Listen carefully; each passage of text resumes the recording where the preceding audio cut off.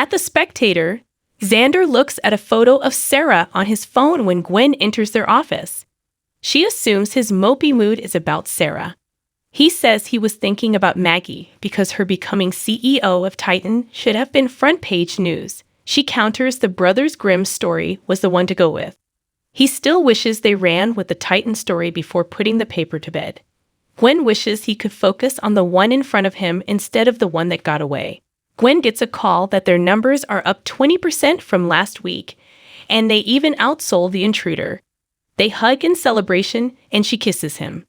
At the pub, Chad assures Paulina over the phone that they are on top of the Sloan situation. He hangs up and starts typing as Leo sits at his table. Leo asks for a comment about the musical chairs at Titan. Chad has no gossip for him. When Leo presses, Chad says Leo going to Victor about Alex's extracurricular activities is why he isn't CEO. Are you saying Victor passed over Alex because he's a man whore? Leo queries. Chad didn't use that term, but sure. Stephanie joins them and asks what's going on. Leo asks about the shakeup at Titan. She gives him the party line, leading Leo to ask inappropriate questions about why her relationship with Alex ended. Chad shouts, "Enough," and tells Leo that Alex is the reason Stephanie didn't get to say goodbye to her mother. Leo adopts a sympathetic tone as he asks too many personal questions. Stephanie orders him out. Stephanie asks what the hell is wrong with Chad. He apologizes. He didn't mean to blurt out the stuff about her mom. What about the stuff about Alex being a man whore, she wonders. Chad knows he was wrong, but he's also glad Alex didn't get the CEO position. She wonders if he's trying to sabotage her relationship with their biggest client because he fears she can't keep things professional with her ex. Chad didn't say that. She suggests he figure out how to communicate more clearly then, especially since he works in PR. Back at the paper, Xander breaks away from Gwen's kiss. Leo bursts in thrilled about their numbers. Xander runs out to see Maggie. A mortified Gwen tells Leo that she planted a kiss on Xander who was pining over Sarah.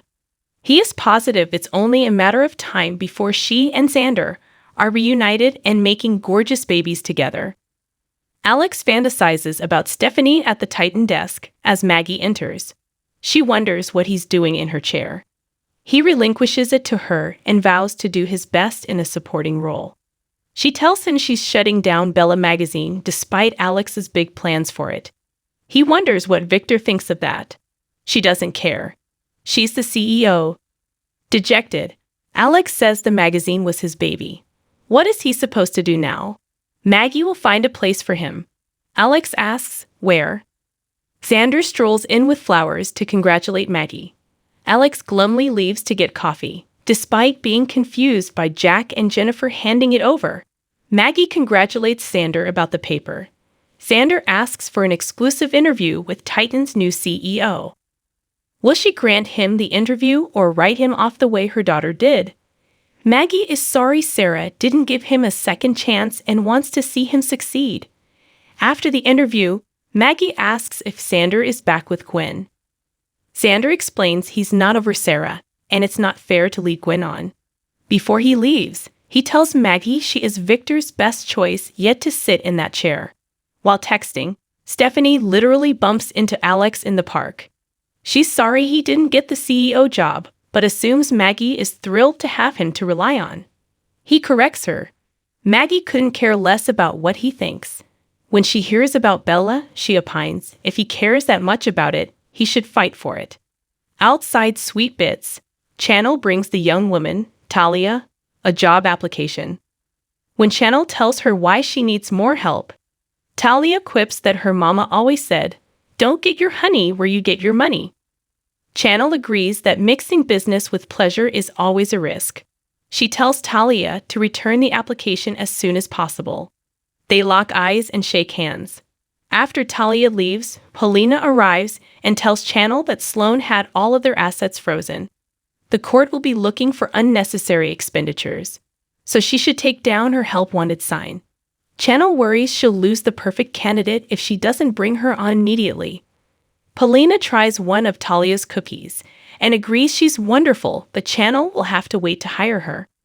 Rafe finds Giada crossing her T's and dotting hers on the Stefan kidnapping report. He appreciates her hard work, but reminds her to eat. She asks if he wants to come with. Rafe says it's not a good idea because Avi sent out an email discouraging interoffice fraternizing. Giada points out they aren't involved. They even had burgers the other day, and that wasn't a date. Rafe hedges, leading Giada to ask if he thought it was. Rafe awkwardly says he didn't, but he doesn't want her to think he is interested in her, even if it's not the case. She wonders if he is interested in her. Talia shows up and Giada embraces her. Giada introduces Rafe to her sister, who announces she's moving to Salem. Giada pastes on a grin and rapidly blinks. Rafe gets called away, as Talia says her relationship in New York ended, so she's looking for a fresh start in Salem.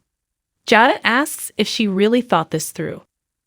Talia thought she could crash with Giada, and she's already got a job prospect. Rafe returns after Talia has left. Giada brings up their conversation from earlier, but then backpedals as Aid calls Rafe. She pensively watches Rafe head out. When Talia returns to Chanel with her application, Chanel hesitates and eyes her cookies. She hires her. Stephanie returns to Chad at the pub and apologizes. Chad says he's the one who is sorry. He won't let his personal feelings get in the way of his job again. They have a great thing going, and he doesn't want to screw it up.